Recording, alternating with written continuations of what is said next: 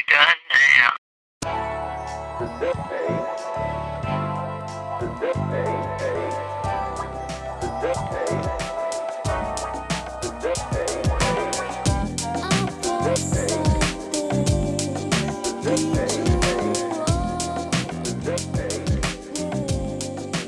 And he joins us right now to talk about the new documentary. You've heard about it. It's been all over social media. I Love You, You Hate Me. Yes, it's the Barney documentary, and Tommy Avallone joins us this morning to talk about it. Man, Tommy, how you doing? Good, man. How are you? I'm great, bro. Hey, you know, it's been some time since we last spoke on the air. You know, last time I talked to you, we were talking about the Bill Murray doc that you did that was so great, and this one even tops the Bill Murray doc for me. The story of Barney. Now, here's the thing. I'm a Texan. I'm in Houston. Okay. I'm not too far away from Allen, Texas, where Barney started. It's kind of, let me ask you this, to start off everything. Are the values of like the South and Texas, in your opinion, intertwined with Barney? Were they part of the inspiration for it? Could this have been anywhere else but Texas? I guess is my question. I think it could have been anywhere else, but certainly what made it special is that it was from Texas for sure. And yeah, I mean, talking to the people, everyone was so sweet. It was funny. It's like, I guess it's that Southern niceness where, like, you know, you talk to a couple people and they would say like, oh, this, and this. And as soon as the cameras were on, they're like, oh man, this person, this. Like they felt like they needed to get it out at least at some point, just not on the record, you know? I guess when people hear that there's a Barney documentary, they're not exactly sure probably what to expect overall. But then when you watch even the first 30 seconds, you know, the intro for it, I was all the way in at that. But what has the feedback been like from people who've seen the doc?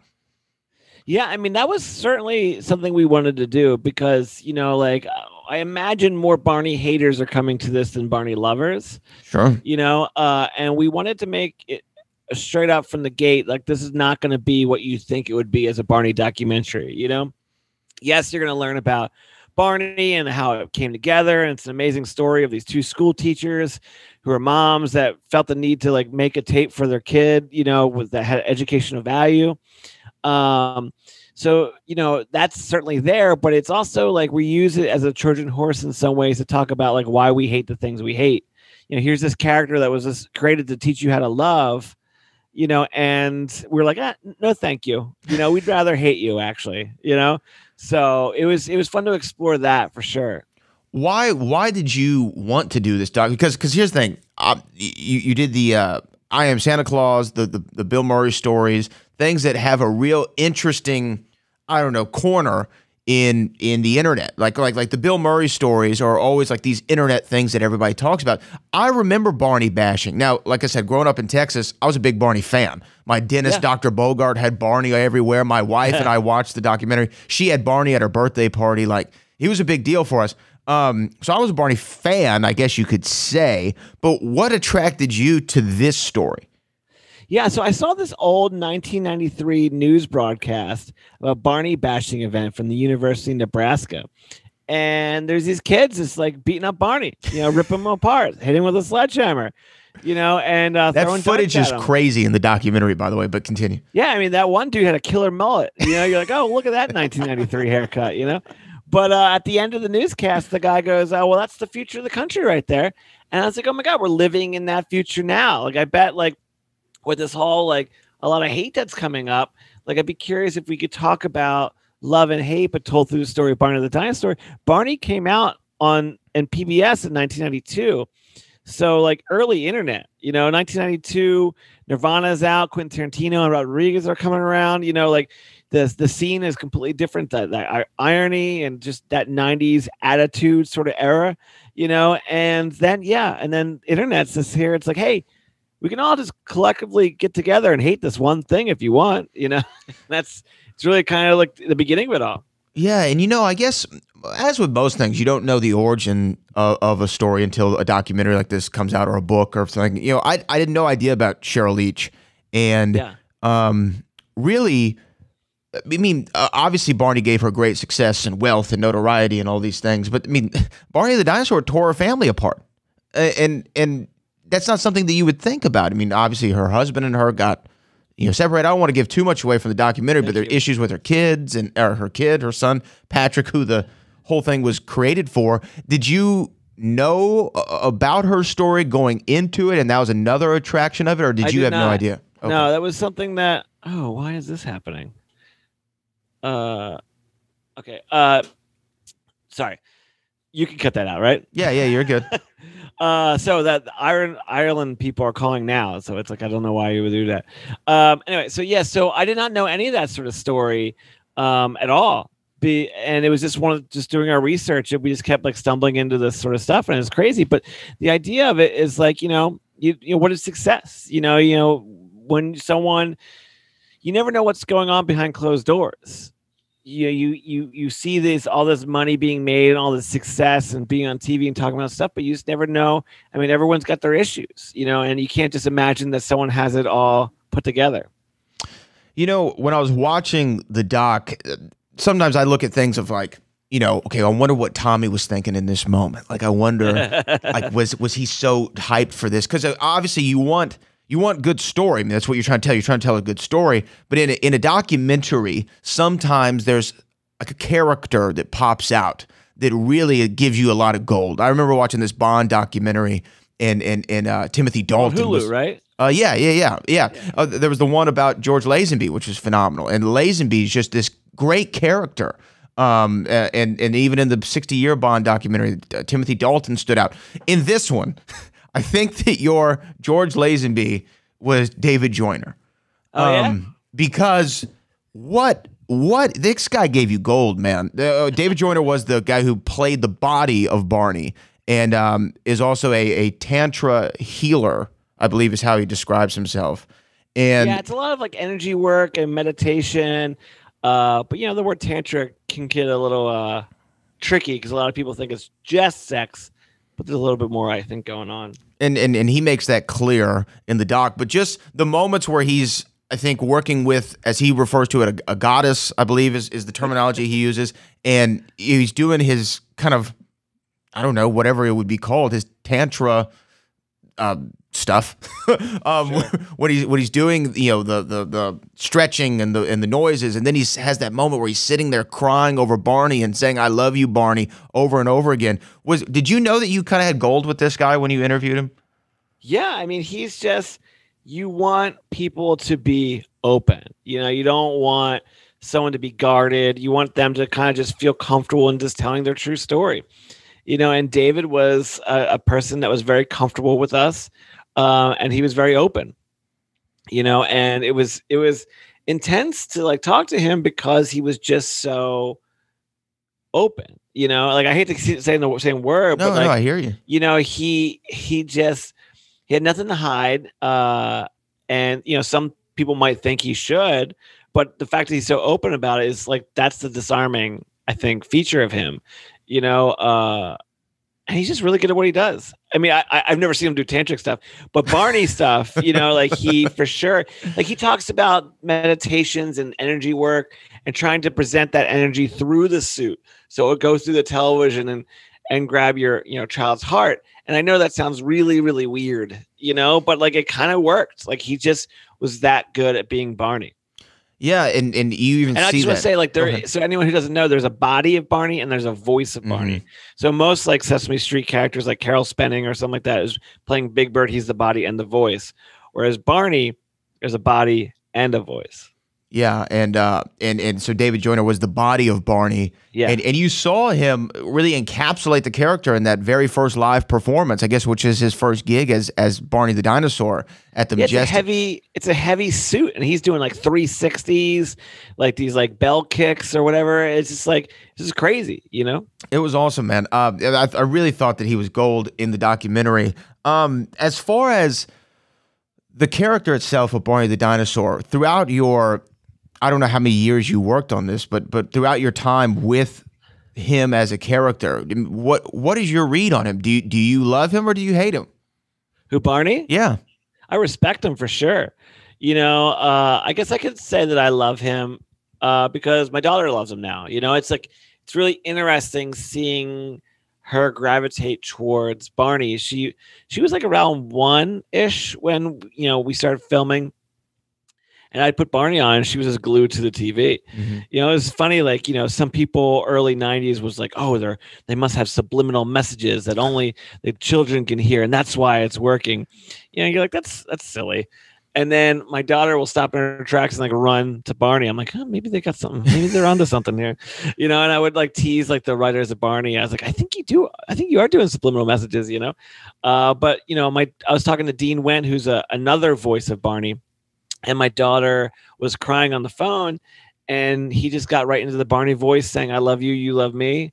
And she just instantly stopped crying. So Barney is a super powerful thing. And whether you like him or not, I mean, you can find him annoying, but the respect issue, I mean, I just think I think they did a fantastic job. Man, that was so well put. And to me, you don't understand that Barney, because I think of him as just this really early 90s figure. And that's where obviously the popularity of Barney exploded. Sure. But I mean, this show was on through 2010. I'm sure a lot of people don't even realize that. People like Selena Gomez and Demi Lovato were on this show of Barney, and it was really had such a great run. I want to ask though about and again, I don't want to give too much away. If y'all are listening to this, you're talking to Tommy Avallone. I Love You, You Hate Me. The Barney documentary is on Peacock right now. By the way, Peacock's another great service. I'm glad that they put this doc on there. There is a babysitter who was she was Cheryl Leach's babysitter for her son Patrick. I don't want to give too much away, but there's a moment where you ask her a question, she answers it. She calls you a couple months later and almost retracts her earlier comments. As a documentarian, when she gave you that initial answer regarding Patrick, the son of Cheryl Leach, did you believe her, or did your BS radar go off? No, I mean, I had a really great relationship with her. And it wasn't she retracted anything because she didn't say anything wrong. She just didn't extend things as much as she thought to. I mean, look, it takes a lot for someone to, like, because Cheryl Leach isn't just a name to her. You know, she's a family friend. She's someone that she cares for and loves and respects. So it's not like, you know, I don't know who, you know, some people you have close in your life. Mm-hmm. If someone's like, hey, can you come on this documentary? And even though you don't know me, trust me to kind of say something that person might get upset about, you know, like who knows, you know? So it takes a lot to trust someone. So I knew she was holding back. She was not lying, you know, but she was just like holding back on the stuff she had already told me on the phone. So that was like a little bit disappointing. But when she emailed me like 2 weeks later and was like, I feel like I can say more without being mean, you know, without being disrespectful, without being all that sort of stuff. So yeah, we came back for that. So we continued the interview with her, and she gave us a little bit more. So she was never saying anything wrong. She was just like, you know, she's not a typical person that's going to be on camera either. So it's a lot of nerves that kind of go into it. Yeah. And I guess I can relate to that. Obviously, if somebody asks you like intimate details about somebody who you're so, you know, close with, and especially when you bring up things that are, you know, they don't love to talk about, it can be, yeah, like you said, a very pressure-filled situation. How many times did you try to get Cheryl Leach? Was it just once that you reached out and she just declined and you moved on, or were you persistent about it? Because she's such a fascinating figure. There's a lot of interview footage of her, which I think is very effective to tell the story of Barney. But did you try multiple times, or how'd that go? I wouldn't say multiple. Like, I sent her a really nice email, and she responded back, and we traded emails back and forth. She watched some of my stuff, you know, like a teacher, she gave me notes and things, which I loved. And then we met up, we had lunch. We had this like beautiful 4-hour lunch, and she's amazing. I think she's an amazing person. Super nice, super caring. And she was thinking about it, going back and forth, but one thing led to another, and she decided not to be a part of it. And I respected that. I might have checked in like maybe one more time during filming and just tell her everything's going great, still would love to get you, and then it was still a pass. So like, you kind of just have to respect that. And she's very alive in this documentary as well, because she did so many interviews in the 90s. So, you know, it would be upsetting to not have her in there at all, but thankfully with all the archival we were able to get, you know, she's still very much alive in this, even though, you know, I'm not acting like she's dead or anything like that, but you know. Yeah, no, but she feels like the you know, the second lead, right? Yeah, I mean, yeah. it's really a story of her and Barney. I know that you're a wrestling fan, as am I, down here in Houston, working with Book and things like that. I remember in the Bill Murray documentary, in the Murray stories, there was in one of the reenactments, there was a gentleman who was wearing a Cactus Jack T-shirt, if memory serves me correct. Yeah. And then obviously you did I Am Santa Claus with Mick Foley. I was waiting to see if there would be any kind of wrestling reference in the Barney doc. I just thought, man, is Tommy going to slip one in there? And I think you kind of do with did you see it? With the I don't know, maybe I didn't, but I know there's the Big Bird wrestling match. San Diego Chicken stood out to me because Pete Rose was him at WrestleMania, I think 2000. Right. Was there another one that I missed? Yeah. So when we were talking about like 90s and aggression, all that sort of stuff, there's like it's either Steve Austin giving the finger or Steve Austin giving a stunner. But that was purposely like, we tried to get John Cena in, because John Cena is the real life Barney. He's loved by all the kids that he was meant for and hated for everyone like older than that, like 18 to 35.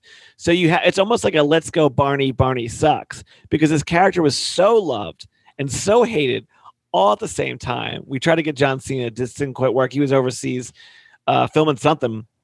But yeah, we snuck a Steve Austin attitude error. Either the finger or the stunner. It was in there. Because I remember the montage of people giving the finger, like Jim Carrey. Yeah, maybe it wasn't in the finger part. I actually haven't seen it in a while. Okay. It was during that sort of 90s, like when they were talking about like aggression. I think there's a clip from like Goodfellas in there or like something like that too. Yeah. I'll go back and have to check that out because I missed the Steve Austin one, but I knew there had to be a wrestling episode reference. 2. Yeah. I knew there had to be a wrestling reference in there somewhere. I did a documentary about Waldo on weed. It's called Waldo on weed, and it's about a kid with cannabis. I'm sorry, a kid with eye cancer, and he used cannabis to help counteract the results of the chemo. So it's a very, very serious documentary. But the person Dr. Dina, who they talked to, she got her nickname Dr. Dina from Snoop Dogg. And I have a picture of Snoop Dogg in there. And to me, I feel like it's okay because he is in the WWE Hall of Fame. So I feel like it still sort of counts. That counts. That definitely counts. I think it counts. But also, I just want to add that like I'm doing this other documentary too. It's called The House From. And it's all about what it's like to live in a famous house from a movie or TV show. So what's it like to live in a Full House house? Golden Girls, Home Alone, Friday, like Can't Hardly Wait, Pee Wee Herman's Big Adventure, Silence of the Lambs, Twilight, Short Circuit, Uncle Buck, Trains, Planes, and Automobiles. Like I can go. We filmed all these places, Goonies, Breaking Bad. And we're doing a Kickstarter for it because we're going to release it ourselves at the beginning of next year. So if you go to thehousefrom.com, you can get some, downloads, some the DVD, become a producer, get a special thanks, IMDb sort of style. So there's a lot of fun perks, but yeah, it's thehousefrom.com. Thehousefrom.com. Well, man, look, I'm definitely going to contribute. I'm going to share the word. That sounds like a documentary that's, again, right up my alley. We got to have a longer conversation one day. I got to figure out where you come up with these ideas. This is phenomenal. But just walk around. You just walk around and they happen. Yeah. The documentary, of course, is on Peacock right now. Tommy, man, thanks so much for joining us. And next time we'll talk a little bit more pro wrestling. I know you got a lot to do, so thanks for taking the time. Sounds good, man. Thank you so much.